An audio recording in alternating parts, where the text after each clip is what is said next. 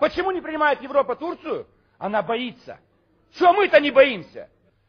Турция 70 лет назад население было 17 миллионов. Армия турецкая самая сильная в блоке НАТО. Миллионная армия. У немцев 300 тысяч. Немцы это уже не солдаты. Турецкие солдаты основа сухопутных войск НАТО. 150 миллионов турок через 30 лет. Самая мощная сегодня сильная, сплоченные все. Они же сомнут Армению. Сомнут ее полностью. Соединятся с Азербайджаном. Создадут великое турецкое государство Туран. У них есть что их сплачивает. У них язык сплачивает. Турецкий язык это азербайджанцы, туркмены, узбеки, киргизы, казахи, татары, башкиры. Их, наверное, 200 миллионов, если всех собрать. Турки, Азербайджан, Туркмения, Узбекистан, Казахстан, Киргизия.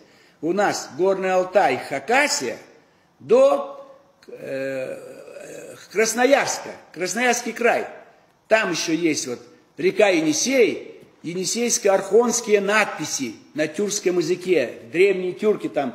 Все офицеры азербайджанской армии, туркменской, узбекской, казахской, киргизской, все проходят обучение в военных училищах Турции. Они планируют создать военный союз тюркоязычных стран и народов. Представляете, что это будет? Тогда мы не сможем и свою военную силу использовать. Объединенная армия у них будет 10 миллионов со всего тюркоязычного мира. Ну и в конце концов многомиллионная армия тюрок может начать вторжение в китайский Туркестан и раздербанить Китай. Вот их голубая мечта.